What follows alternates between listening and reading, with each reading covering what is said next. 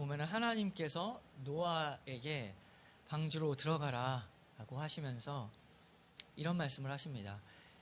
이 세대에서 내가 내 앞에 의로움을 보았음이니라. 창세기 7장 1절에 나와 있는 말씀이죠. 이 세대, 그 모든 생각이 항상 언제나 변함없이 아침이든 점심이든 저녁이든 항상 죄로 가득 찬 이 세대의 사람들, 그 속에서 하나님께서 노아에게 내 앞에 의로움을 보았다. 노아가 하나님의 명령 그대로 그 모든 것들을 순종한 것, 그것이 바로 의로움이었습니다. 이것이 하나님 보시기에 의로움이었다. 그가 어떤 일을 했을까요? 노아는 길이 약 140m, 그 옆에는 너비가 23m, 높이 13점, 약 5m, 그리고 3층짜리 집과 같은 방주를 지었습니다. 그리고 그 안에는 그 동물들이 먹이사슬에 의해서 서로 잡아먹지 않고 보존하기 위해서 칸을 다 쳤죠. 노아가 친 게 아니라 하나님의 설계도에는 그 칸들이 다 들어가 있었습니다. 하나님이 보존하신다, 보호하신다 라는 의미로 그런 칸들을 만들었습니다. 3층짜리 칸들이 있는, 뭐가 떠오르죠? 아파트. 3층짜리 아파트 칸들이 각각 있는, 오늘날로 따지면 정말로 아파트 한 동을 그 사람의 힘으로 지은 것입니다. 이 일을 해내기 위해서 얼마나 많은 시간들이 걸렸는가. 어떤 사람은 120년 걸렸다고 하지만 정확한 날짜는 나와 있지 않습니다. 그러나 정말 오래 걸렸습니다. 그냥 몇십 년 정도가 아니라 그것을 기계도 만들기 어려운 그때 당시 때 기술을 가지고 얼마나 오랜 시간이 걸렸는지 모릅니다. 그러나 그 시간들은 어떠한 시간이었는가. 그 와중에서도 끊임없이 다른 성경의 기록을 보면 의를 전파했다고 하죠. 심판이 온다, 복음을 전파했습니다. 그 시간들은 계속 온다라고 했지만 얼마나 걸릴지 모르는 시간들 속에서 그 시간들은 노아에게 있어서 참으로 믿음으로 인내한 것이었고, 그는 경험했죠. 믿음으로 인내한다라는 말이 무엇인지를 삶으로 경험한 노아였습니다. 히브리서 10장 36절을 보면은 믿음에 대한 이야기를 할 때 항상 같이 붙어 다니는 것이 바로 인내라는 그 단어입니다. 히브리서 10장 36절, 너희에게 인내가 필요함은 너희가 하나님의 뜻을 행한 후에 약속하신 것을 받기 위함이라. 믿음에 있어서는 너희한테 인내라는 것이 꼭 필요하다. 참고 기다린다는 것. 이것은 참 어려운 일입니다. 특히 할 수 있는데도 하나님의 뜻을 기다린다는 것, 속 터지는 일이 되기도 하는 것이죠. 우리는 자기 생각으로 또 자기 힘으로 빨리 일을 처리하고 싶은 마음이 우리 가운데 늘 앞섭니다. 내 생각, 내 힘이라는 것이 사람에게 가득 차기 시작하면은 그러한 순간들 속에서 결국에 하나님을 믿는다라는 것은 무엇인가, 하나님을 의지한다는 것이 무엇인가, 이것이 다 사라지게 됩니다. 내 힘으로 해결할 수 있으니까, 내 힘으로 끝장내버릴 수 있으니까 더 이상 하나님 믿거나 의지할 것도 사실 다 사라지게 됩니다. 그래서 믿음과 인내는 항상 같이 붙어 다닙니다. 무언가를 믿는다는 것은 또한 인내한다, 약속을 믿고 기다린다라는 것과 연결되어 있죠. 그 아래 히브리서 10장 38절을 보면 그 바로 아래에 인내를 얘기하면서 오직 나의 의인은 믿음으로 말미암아 살리라. 인내로 살아간다는 것은 결국에 믿음으로 살아간다는 것과 동일한 것입니다. 인내의 시간들이 점점 길어질수록 그 안에 믿음의 시간들도 함께 길어집니다. 하나님의 자녀에게 있어서 인내라는 것은 개인의 어떤 성품의 문제가 아닙니다. 원래 느긋한 사람들이 있습니다. 원래 천천히 하는 사람들이 있습니다. 느긋한 것이 성경에서 말하는 인내는 아닙니다. 인내는 노아와 같이 하나님의 약속을 믿고 또 하나님의 뜻을 노아와 같이 행하며 살아가는 것이 믿음으로 또한 인내하며 살아가는 것입니다. 한국 사회에서 공무원 되는 것 한참 인기가 있었던 때가 있었습니다. 왜 그랬냐? 우리가 알고 있죠. 왜 인기가 있었냐면 청년들의 일자리가 불안했기 때문입니다. 그래서 너도 나도 공무원 되려고 했죠. 안정이 그 사회의 최고의 목표가 된다는 것은 그 사회가 얼마나 불안정한지를 보여주는 하나의 지표입니다. 불안한 사회일수록 안정되기를 바라죠. 전쟁이 벌어진 그 나라를 가보면 다른 거 없습니다. 목표 하나입니다. 끝나기를.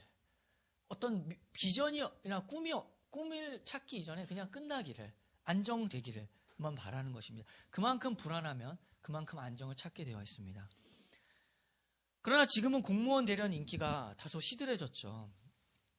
왜 그럴까요? 한국 사회가 안정되었기 때문이 아니라 공무원 되더라도 물가가 상승했기 때문에 급여나 혜택 면에서 이제는 공무원조차 불안한 사회가 더 불안한 사회가 되어버렸습니다. 청년들의 일자리가 늘어나거나 안정화된 것이 아니라 더 불안해진 것이죠. 사람은 누구나 초인이 없습니다. 강한 사람이 없습니다. 누구나 불안하게 되면 누구나 다 초조해질 수밖에 없습니다. 겉으로 드러내느냐 안 드러내느냐의 차이죠. 어떤 사람은 드러낼 뿐이고 어떤 사람은 안 드러낼 것 뿐입니다. 또 반대로 사람은 또 동일한 것이 안정적인 수입이나 안정적인 어떤 것이 있으면 여유가 생기기 마련입니다. 반대로 누구나 다 그렇습니다. 아무것도 없이 여유가 생길 수 있는 사람이 없습니다. 이런 느긋함 그리고 사람에게 있어서의 그 기본적인 초조함이라는 것은 믿음이 없어도 사람의 성품에 나타날 수 있는 것입니다. 이것과 성경에서 말한 인내는 전혀 다른 것이죠. 그러나 어떤 환경에 있을지라도 의인은 믿음으로 사는 것, 하나님의 자녀는 하나님의 말씀에 순종하고 하나님의 뜻을 따라 살아간다. 노아의 방주와 같이 바로 거기에 생명이 있고 거기에 살 길이 있다라는 것을 믿고 오늘 주어진 하나님이 나에게 말씀하신 것을 따라 살아가는 것이 바로 인내입니다. 그것이 믿음으로 사는 겁니다. 설령 내 앞길이 조금 늦춰지고 또 막혀 보이고 또 어떨 땐 좀 손해보는 것처럼 보일지라도 하나님 말씀 따르며 사는 것이 가장 유익한 길이다. 노아에게도 이렇게 말했죠. 하나님께서 방주를 지으라고 노아에게 처음 말씀하실 때 아주 특별한 말을 합니다. 6장 14절에서 이렇게 말합니다. 너를 위하여 방주를 만들라. 방주를 만든 것은 고생 바가지를 했는데 너를 위하여 방주를 만들라. 너를 위하여. 결국 하나님께 순종하는 삶이라는 것은 내가 손해보는 길이 아닙니다. 하나님께서 우리에게 말씀하시고 순종하라 하시는 것은 사실 하나님을 위해서가 아니라 우리를 위해서입니다. 노아가 방주를 지으면 하나님이 사는 게 아니라 노아가 사는 겁니다. 한마디로 노아의 방주, 노아 위해서 만든 것입니다. 노아 살리려고 하나님이 만들라고 명령하신 것입니다. 십계명 한번 보시면 이거 다 사실 잘 생각해 보시면 이게 우리를 억압하는 게 아니라 이게 다 우리를 위해서 십계명을 주신 것입니다. 우리를 위해서. 어떤 명령의 체계를 한번 보세요. 직장 상사를 보시면은 어떤 명령하면은 그 직장 상사가 명령을 했을 때는 그것으로 그 사람이 일하면 자기도 이득을 받는 게 있죠. 일이 잘 굴러가면 결국에는 이 어떤 상사는 이걸 잘 운영했다. 그래서 사람들에게 인정도 받고 보너스도 받고. 그러나 하나님 말씀에 순종해서 하나님이 어떤 이득을 받았는가 한번 생각해 보십시오. 우리 삶에서. 내가 하나님 말씀 순종해서 하나님이 어떤 이득이 있었는가? 아무 이득 없습니다. 우리가 헌금을 드린다 한들 하나님이 어떤 이득이 있습니까? 헌금 드린다 하나님께 어떤 이득이 있습니까? 아무런 이득이 없습니다. 시편 24편 1절을 보면 이렇게 말했죠. 잘 생각해봐라. 땅과 거기에 충만한 것과 세계와 그 가운데 사는 자들은 다 여호와의 것이니라. 여호와께서 그 터를 바다 위에 세우시며 강들 위에 건설하셨도다. 이미 모든 것 하나님의 것이기 때문에 우리가 무엇을 드린다 한들 하나님에게는 어떠한 이득도 없습니다. 이미 하나님의 것입니다. 모든 것들이 다 무엇인가? 하나님의 말씀에서 말하는 그 모든 것들이 무엇인가? 모두 다 우리를 위한 것입니다. 우리가 불순종하는 이유를 생각해 보면 하나님 말씀대로 사는 것보다 내 생각, 세상을 따라 살아가는 것이 양파를 저울에 딱 재보니까 이게 더 유익하다라고 생각할 때 우리가 불순종을 합니다. 그런데 한번 지나온 세월들을 한번 돌이켜보세요. 한번 생각해보세요. 바쁘지만 그 시간들 속에서 잠깐 멈추어서서 하나님 바라보고 기도하는 시간을 가져야 합니다. 내 인생 그리고 내 지난 날들 엎치락뒤치락 해갖고 어떻게 여기까지 왔는데 생각해보니까 하나님 말씀에 순종하는 것이 가장 나를 위한 것이었다라는 사실을 알게 됩니다. 하나님 사랑하라고 해서 사랑한 것이 잘한 거였습니다. 그리고 손해보라고, 예수님 믿기 때문에 조금 손해보라라고 해서 손해본 것, 그게 다 잘한 것이었고 그게 결국에 나를 위한 길이었습니다. 그 성질 좀 죽여라, 참으라고 주께서 말씀하셨죠. 참아라. 참은 것이 잘한 것이었죠. 그럼 한번 반대로 생각해 보십시오. 내 마음대로 분노해서 일은 어떻게 마무리되었을지는 모르지만 오히려 그것이 더 손해본 것이었습니다. 내가 할 길 내가 간다고 정신없이 달려간 길 돌아보니까 오히려 더 뺑 돌아간 것이었죠. 늦더라도 제자리에서 하나님이 하라고 했을 때 기다렸던 것들, 그리고 늦더라도 함께 하나님과 함께 걸어갔던 잠깐만 기다려라, 같이 가자, 그래서 기다린 것들, 그것이 오히려 지름길이었구나를 우리가 인생을 통해서 알게 됩니다. 신앙 여정 통해 우리는 하나님 말씀 듣는 것, 이것이 가장 나에게 좋은 선택이었고 좋은 길이었다라는 것을 깨닫게 되는 것이죠. 이 세상 한번 바라보십시오. 여전히 이 세상은 지금도 자기의 안정이라는 것을 추구하며 자기 지혜를 의지하고 자기 힘을 믿고 살아가는 그 세상입니다. 홍수 바로 전까지만 해도 사람들은 먹고 마시고 자신들의 즐거움에 빠져서 계속 그렇게 살아갔습니다. 베드로 전서에 나와 있죠. 홍수 그때까지라도 먹고 마시고 살았다. 이게 아주 특별한 말입니다. 왜냐하면 7장 9절에서 10절을 보면 홍수 7일 전에 어떤 일이 있었죠? 홍수 7일 전에 7장 한번 9절을 보면 노아는 7장 이제 9절에서 하나님이 노아에게 명하신 대로 암수 둘씩 노아에게 나와 방주로 들어갔으며 7일 후에 홍수가 땅에 덮였다라고 되어 있죠. 그러니까 지금 이 짐승들이 들어간 그 시점을 보면은 홍수 나기 전에 그 방주에 우르르 들어가는 겁니다. 이런 기적을 바라보고도 마음을 돌이키지 않는 거죠. 이상한 거 아닙니까? 홍수 나기 7일 전에 갑자기 그 방주에 동물들이 다 들어가는데 우르르 다 들어가고 있는 이런 기적적인 일들이 일어나는 걸 보면서도 마음을 돌이키지 않는 것이죠. 이상하게 생각을 해야 되죠. 무언가 지금 이상하다. 그러나 사람은 죄로 인해서 눈이 가려져서 이상한 것이 아니게 돼버립니다. 하나님의 심판에 대해서 의를 전파했던 노아의 말을 듣고 이런 정말 말도 안 되는 기적적인 일을 보았음에도 불구하고 더 이상 놀라지도 않고 더 이상 마음에 어떤 영향도 받지 않고 그냥 죄로 물들어버린 그런 사회가 되었습니다. 오늘날도 마찬가지입니다. 최고의 안정이라고 하는 것, 돈 하나에 목숨 걸고 돈이 최고의 신이 되어버리고 돈이 최고니까 그 나머지는 다 별것 없이 돼버렸습니다. 사람은 별게 아닌 게 돼버렸죠. 그래서 서로가 무시하고 평가하고 판단하는 것입니다. 그런데 한번 생각해 봐야 돼요. 우리에게 위기가 왔을 때 생각해 봐야 돼요. 인플레이션이나 물가 상승이 왔을 때 한번 생각해 봐야 됩니다. 돈이라는 것이 이렇게 왔다 갔다 한다. 오르락 내리락 한다. 인플레이션 일어나면 그냥 아무것도 아닌 휴지 조각이 되어버린다. 변함이 없이 존재하는 게 아니다, 돈은. 그래서 또 변함없는 거, 부동산에 투자하고. 그러나 집값도 상승하고 오르락내리락 하는 걸 보면서 우리는 알아야 됩니다. 하나님의 자녀는 돈이라는 것은 오르락내리락하는, 언제나 변하지 않는 것, 그런 것이, 우리가 왜 거기에 우리의 안정에 목숨을 걸어야 되냐, 거기에. 이렇게 변하는 것인데, 하나님의 자녀는 이 세상 속에서 돈이 절대적 안정의 기준이 안 된다는 것을 세상의 흐름을 보면서 알아야 됩니다. 세상이 어떻게 돌아가는지를. 좋은 기회라는 것이죠.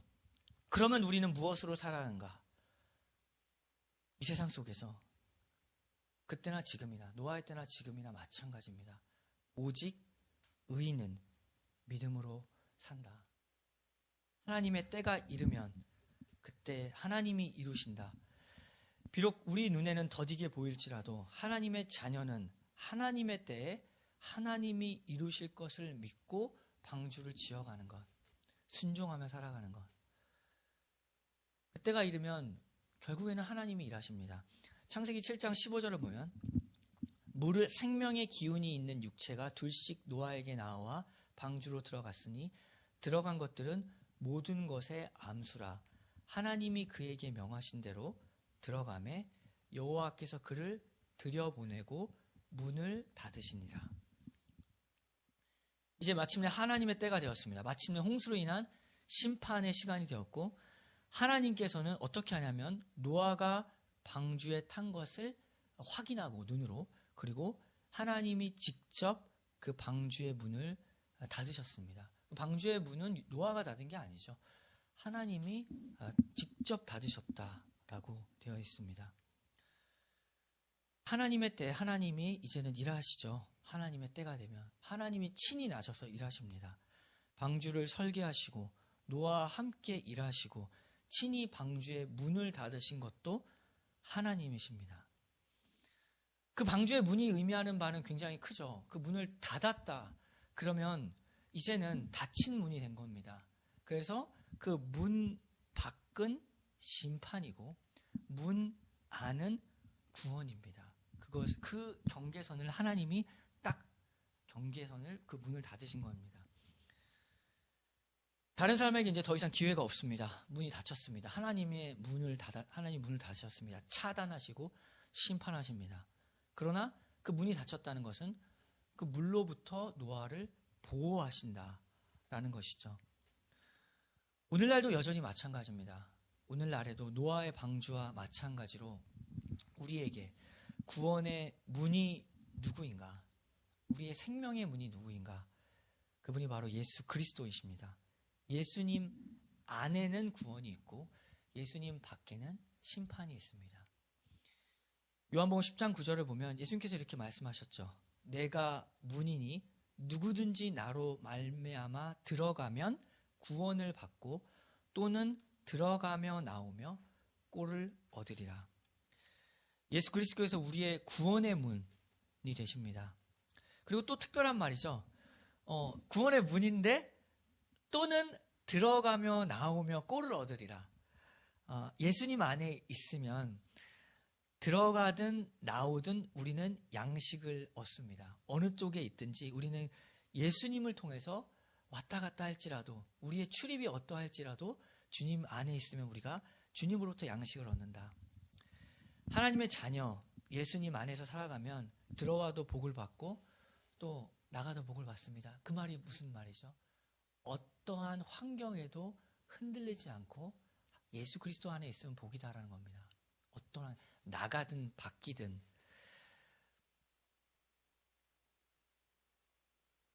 여호와께서 너의 출입을 지금부터 영원까지 지키신다는 말씀과 같이 모든 것이 주님 안에 있을 때 합력하여 선을 이룹니다.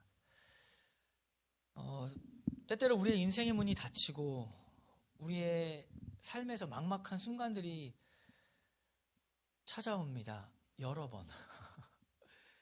어쩌다 한 번이면 되겠는데 또 막막한 순간들, 또 어떻게 해야 하는가 답답한 순간들. 그러나 그때 기억해야 되죠.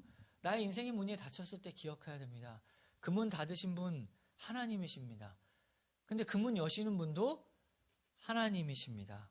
닫았으니 여실 분도 하나님이십니다. 우리가 고난과 역경의 순간을 살아가고 답답하고 힘들 때 염려할 것이 없음은 하나님이 다 드셨으니까 하나님의 때에 하나님이 여실 것이라는 믿음이 있기 때문입니다. 노아의 방주 그 문 닫으신 분, 노아의 가족들을 보호하실 것이다. 홍수에서 보호하실 것이다. 홍수가 그치니까 이제 그 문을 여셨죠. 창세기 8장 1절을 보면 하나님이 노아와 그와 함께 방주에 있는 모든 들짐승과 가축을 기억하사 하나님이 바람을 땅 위에 불게 하심에 물이 줄어들었고, 하나님이 그들을 기억하셨다.